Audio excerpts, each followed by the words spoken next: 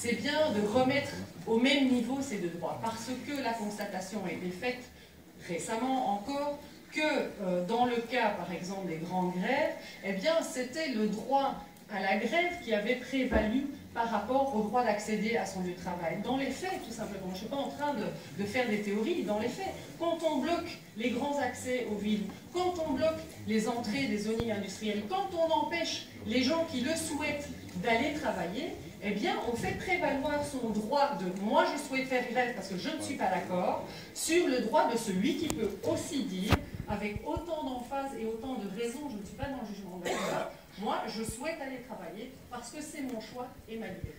Ok.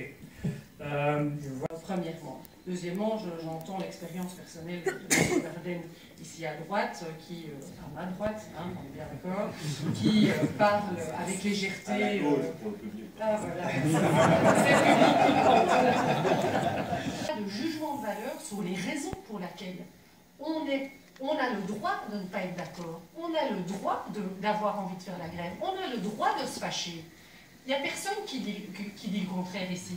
Ce qu'on dit, c'est que les accessoires de la grève nous posent problème au niveau de l'accès à son lieu de travail quand on a fait le choix, qui est un choix aussi valide que le premier, de ne pas faire grève un jour de grève. Et je vais aussi vous rassurer sur la pression, parce que vous parlez des pressions.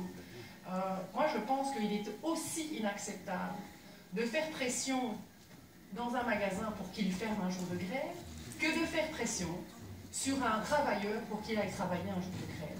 Moi, je pense que c'est ça la liberté de travailler un jour de grève ou de ne pas le faire. Et les deux pressions sont tout à fait inacceptables en ce qui me concerne. Et vous allez... Alors, pourquoi est-ce que pour nous c'est important? C'est parce qu'on estime que quand on offre un service qui, de par sa nature, ne peut pas être offert par quelqu'un d'autre, et certainement dans les conditions où on insiste sur le fait qu'il faille prendre le transport en commun, que pour certains, ce n'est même pas un choix.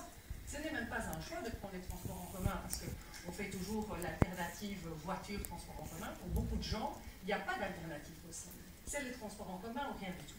Et donc on estime que, eh bien, pour cette catégorie de personnes-là et pour toutes les autres, il est normal qu'ils puissent se rendre à leur travail, à l'école, à l'hôpital, chez leur grand-mère, peu importe, mais parce que c'est un service de première nécessité. Ce n'est pas un luxe de pouvoir circuler. Ceci étant dit, moi je vous ai bien entendu, je vous ai entendu ce matin, et je pensais qu'il était aussi important de recadrer les choses avec quand même une petite notion contradictoire sur le thème. Le gouvernement ne prend que ce qu'il arrange dans le schéma. Maintenant, je répète, il n'y a pas...